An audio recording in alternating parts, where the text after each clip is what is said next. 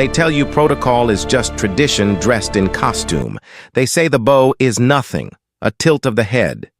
2 seconds, a formality so old nobody remembers why it started, only that it never stopped. They are wrong. I've stood in rooms where treaties were signed and wars were quietly ended with a handshake. I've watched men twice my size go pale at a single look from a woman half their height.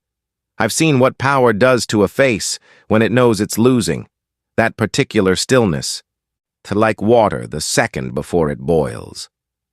I know what the bow means. It means, I see you. You are above me. I accept that. Camilla Parker Bowles, Duchess, Queen Consort, woman who waited 30 years in the shadows of another woman's crown, walked into that hall on a Tuesday in March and looked Catherine, Princess of Wales, soon to be Queen, directly in the eye, and did not bow. What happened next didn't make the official record. It never does. And the things that actually matter, the pause that stretched 4 seconds too long, the way the senior guard's jaw tightened, the sound of Camilla's heels on marble as she was quietly, firmly, irreversibly escorted out. None of that exists in the briefing papers. But I was there. And what I saw wasn't a political incident. It was a woman deciding at the end of everything that she would not spend 1 more second pretending. This is what that cost her. This is what it meant. While the corridors of Buckingham Palace have a particular sound when something is about to go wrong. Not loud. Never loud. A kind of negative sound. The sudden absence of the ambient hum that old stone buildings carry, the way footsteps stop sinking, the way a guard's breath catches and doesn't release. 23 years working palace security and I still can't explain it scientifically. You just know. The hall tells you. It told me at 11:47 on a Tuesday morning in March. And I was posted at the East Corridor Junction, 3rd position from the Crimson Drawing Room, which is where the informal receiving line had been arranged. Informal being a word that does royal work here. It meant no cameras, no press pool, no official record. Just the new Princess of Wales in a pale blue Roland Mouret receiving her staff and extended family before the week's first public engagement. Catherine had requested it low-key. Her exact words, which came down through the household secretary, were, "I don't want it to feel like an audition." I remember thinking that was a remarkably self-aware thing to say. I was still thinking it when Camilla arrived. She came without her usual aid, which was the first thing wrong. Margaret, quiet woman, reading glasses always perched on her head whether she needed them or not, was not there. Just Camilla, in a wool coat the color of old pewter, handbag looped at her wrist. Her expression assembled the way a general assembles troops. Everything in formation, nothing at rest. She was 67 years old, and she walked like she was daring the floor to creak under her. I stepped forward on instinct, not protocol, just something in the posture, and said her name. "Your Majesty." Still her title then, technically, the paperwork not yet fully renegotiated in the transition. She looked at me the way you look at furniture. Not unkindly. Just categorically not the thing she was focused on. She moved past me into the drawing room. I followed at appropriate distance. That's what we do. We become furniture that watches. Catherine was standing near the fireplace, not quite centered in the room, which told me she was nervous. When Catherine is confident, she gravitates toward the room's architectural focal point without thinking. I've watched her do it at 37 separate engagements, fireplace, window, doorway, the center of whatever power the room offers. Today she was 3 feet off, weight distributed wrong, both hands clasped in front of her, the posture her staff quietly referred to as the brace. She smiled when Camilla entered. It was a real smile. That surprised me. I'd half expected the diplomatic version, the one that starts at the mouth and dies before it reaches the eyes. But this one reached. This one said, "I am trying. I am actually genuinely trying." Camilla did not smile. She looked at Catherine the way you look at a painting in a gallery, appreciating it perhaps, but aware in your bones that you are the one who is standing up, and it is the one that is hanging still. The room held 6 other people: a household secretary, 2 ladies-in-waiting, a footman, my colleague Parsons at the opposite door, and a woman from the palace protocol office whose name I never caught, whose entire job in that moment was to ensure the correct sequence of formal acknowledgments. She was already pale. The sequence is not complicated. Extended family, even senior extended family, even former queen's consort, acknowledge the next monarch's consort with a small bow or curtsy upon first greeting in a formal household setting. It's not a statement. It's not a diminishment. It's a notation. This is the new order. We are noting it. We move on. 4 seconds passed. Catherine's smile didn't waver. Credit to her, it did not waver, but her hands tightened. I saw it. That small white-knuckle betrayal at the knuckle line, there and gone in half a second. Camilla said, "Catherine, you look well." Not your Royal Highness, not the bow, not even a slight dip of the head. Catherine, you look well, like 2 women who knew each other at a party once. Here is what I know about Camilla that isn't in the papers. She waited. That's the thing people forget or minimize or turn into a tabloid footnote. She waited 30 years in the margins of a marriage that was never hers to touch publicly, loving a man the world had decided belonged to someone more luminous, more beloved, more correct. She sat through Diana's death and the grief that wasn't hers to claim publicly. She sat through the years her own sons watched her be described as a homewrecker in headlines large enough to wallpaper a room. She sat through the coronation where the crowd cheered Charles, and she smiled that assembled smile and did not once, show the cost.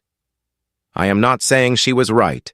I am saying she was a woman who had spent 3 decades learning that her love was not permitted to be inconvenient, and something in that Tuesday morning said, "Enough." The protocol officer stepped forward. "Your Majesty, I believe—" "I know what you believe," Camilla said. Not sharp, not loud. Quiet in the particular way of a woman who has learned that volume is a tool for people who aren't sure they're winning. Catherine unclasped her hands. "Let them fall to her sides," which in her body language dictionary means she's made a decision. She looked at Camilla. Not over her head the way royals sometimes look past a problem. Not at the floor the way younger women do when they're trying not to escalate. Directly at her. With something in her face I can only describe as sorrow with its coat off. No ceremony, just the actual thing. She said, "Camilla." 1 word, no title, no qualification. Camilla's jaw moved. A single small movement at the hinge, like she was chewing something she hadn't expected to taste. It was Parsons who moved first. That surprised me. Parsons is methodical, by the book, the kind of officer who checks his uniform in every reflective surface between the car park and his post. He crossed the room in 6 steps, positioned himself at Camilla's left shoulder, not touching, never touching, but the clear geometry of you will now be guided, and said very quietly, "Ma'am, perhaps we could—" "Yes," Camilla said. She said it before he finished the sentence. That was what I couldn't stop thinking about afterward. Not the refusal, the yes, the speed of it, like she'd been waiting for someone to offer her the door.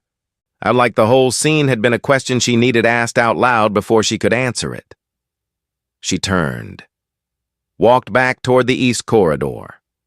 Past me, the furniture that watches without looking. The door closed. Catherine was still standing near the fireplace, 3 feet off-center, hands at her sides. The smile finally gone. In its place, something I didn't have a word for and still don't. Not victory. Not grief. Something that lives between them. I'm in the part of growing up nobody tells you about." The footman looked at his shoes. The protocol officer wrote something in her notebook. I stayed at my post and thought about what it costs to finally put something down after carrying it for 30 years. I thought about whether it feels like relief. I thought about how we'd never know. End of Part 1. The East Corridor has 42 steps between the crimson drawing room and the side entrance. I counted them once, years ago, and during a quiet overnight shift when the palace was empty in the specific way that large buildings go empty. Not vacant, but resting, the way an old face rests when it thinks no one is watching. 42 steps of white Carrara marble, laid in 1844, polished twice a week whether it needs it or not. I know this because the woman who runs the housekeeping rota, Mrs. Chaudhry, told me once that the marble remembers footsteps. She meant it as poetry. I think she was right. I followed Camilla and Parsons at protocol distance. 12 feet. Close enough to respond, far enough to pretend I wasn't there. She did not hurry. That was the thing I couldn't account for in my training. We rehearse for scenes where people rush, where they're angry and kinetic, where emotion becomes velocity. Camilla walked at the measured, deliberate pace of a woman who has decided she is not running from anything.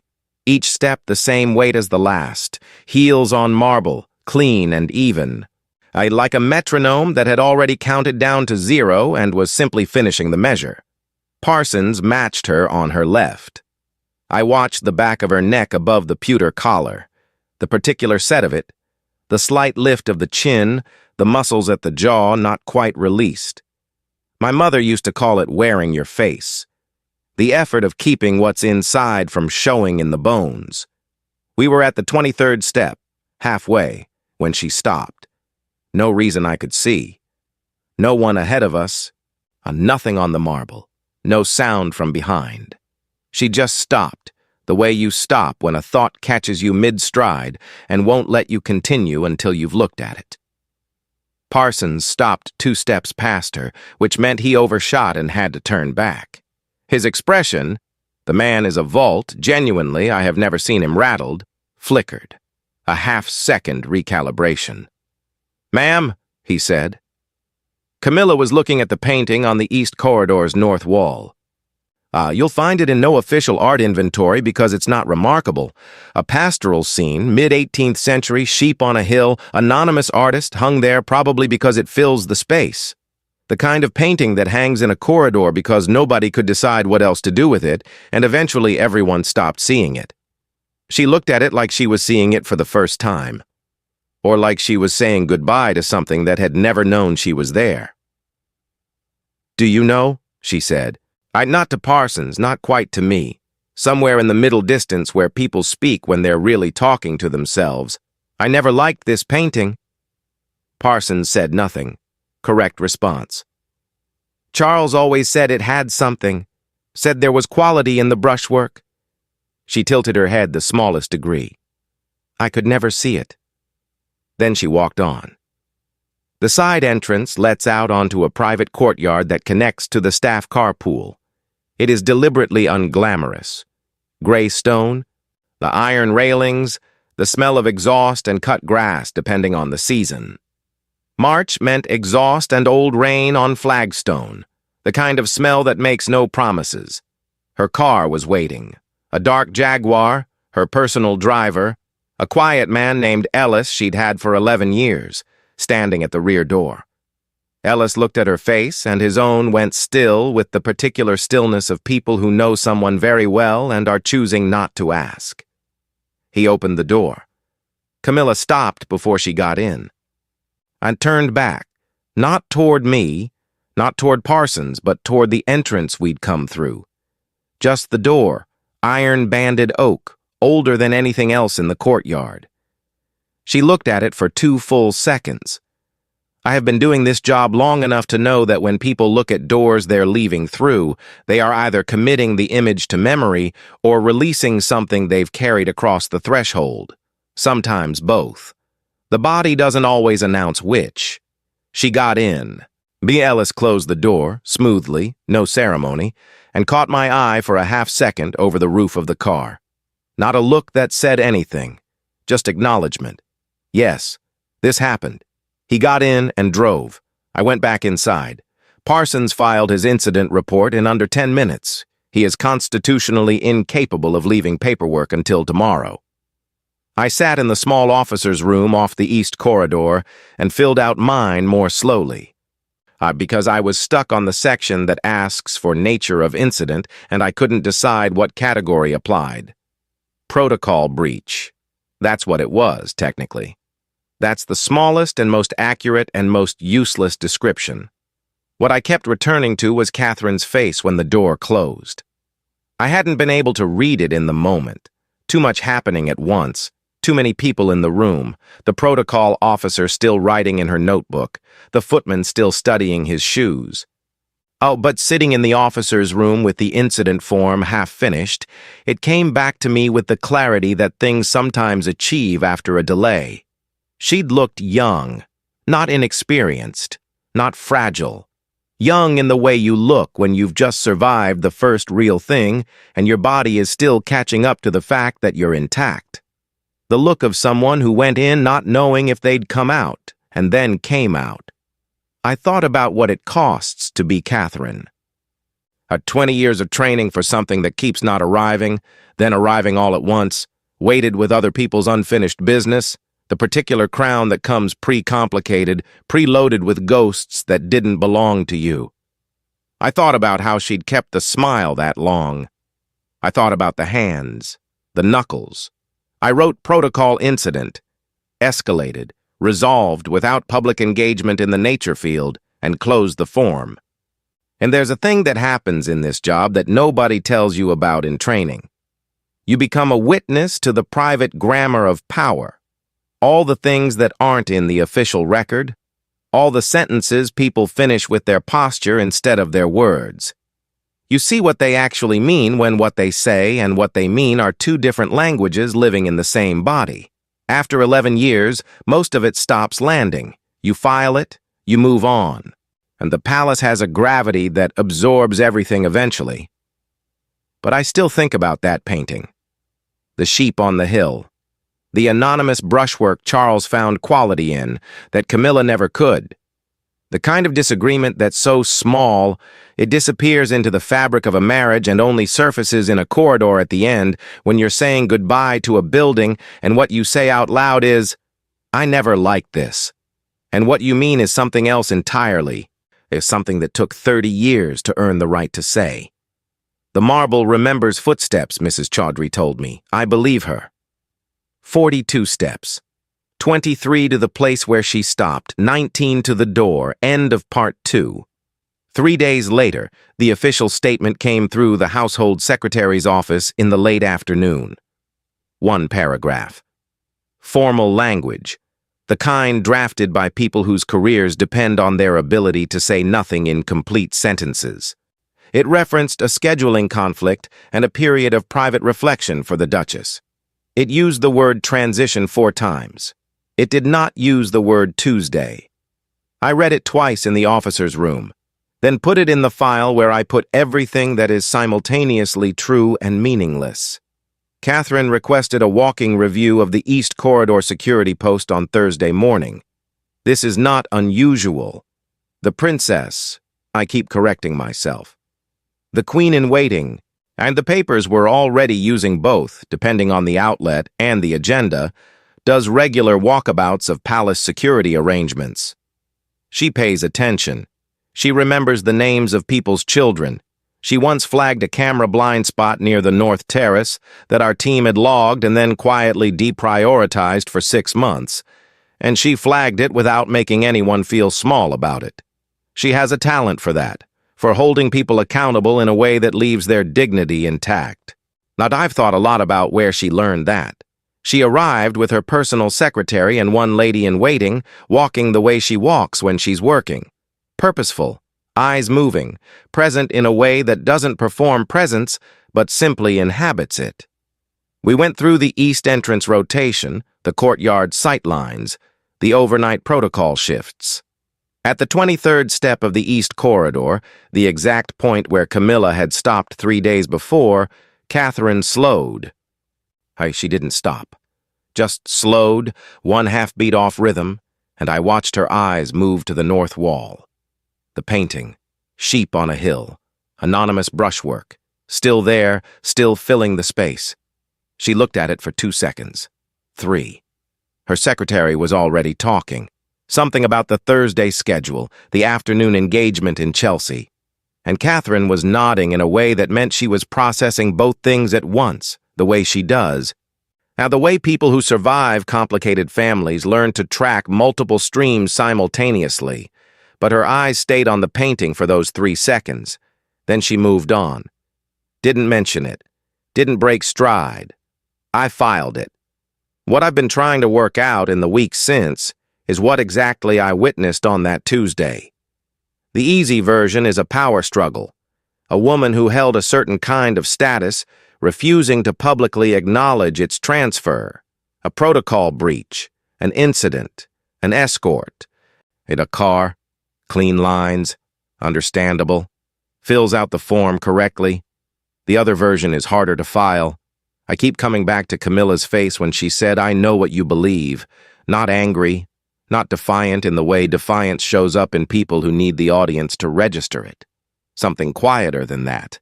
Something that had already decided and was now simply in the process of being.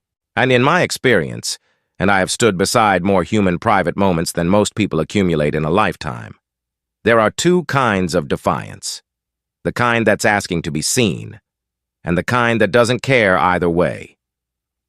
Camilla was the second kind, which means it wasn't about Catherine. I've sat with that for weeks, and I keep arriving at the same place. The bow wasn't refused to wound Catherine.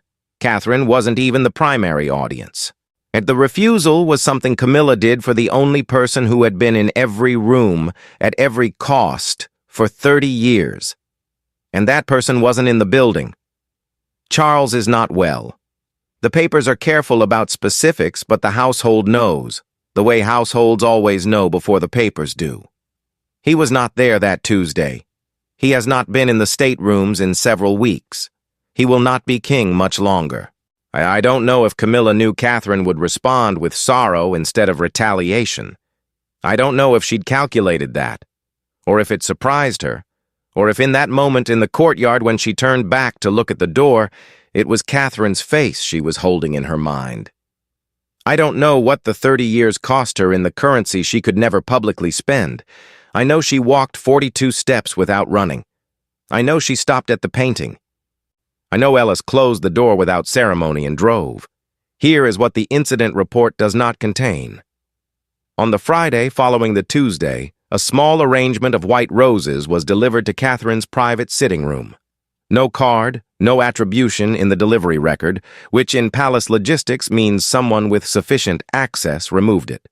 A blank space where a name should be. The household secretary mentioned it to me in passing. The way you mention things, you're not sure what to do with. "Do we investigate?" she asked. I thought about 42 steps. About a painting nobody liked. About the particular sound the hall makes before something goes wrong. And whether that sound is actually warning, or whether it's just the building telling you, pay attention. This is the part that matters. "No," I said. She nodded, the way you nod when someone confirms what you already felt was right. Catherine kept the roses for 5 days. I know because the sitting room falls within my post-rotation, and I pass the window twice per shift, and they were there every time until Wednesday of the following week when they were gone. Replaced with a proper arrangement from the household floristry service. Formal. Appropriate. Seasonal stems. I didn't document the white roses in any report. I don't know if that was right. I know it was human. This job teaches you that power has a weight that doesn't read as drama. It reads as pace, meant as posture. As the direction a woman's chin goes when she's decided. As the speed with which she says yes to a door that's being held open. As the 3 seconds her successor spends looking at a painting she's never thought about before and may never think about again. The bow is just the bow. The 30 years before it are the story. Somewhere right now, in whatever room Camilla has retreated to, there is a window that faces whatever direction she needs it to face. There is a cup of something warm she may or may not be drinking. There is the particular silence of a woman who spent a lifetime in proximity to a stage she wasn't permitted to occupy, and who has now, quietly, finally, stepped into the wings. I don't know if that feels like freedom. I don't know if it feels like loss. I know that in my 23 years of standing at the edge of other people's histories, I have never once been able to tell the difference between the two from the outside. The white roses sat in the sitting room for 5 days. That's all I have. End of part 3.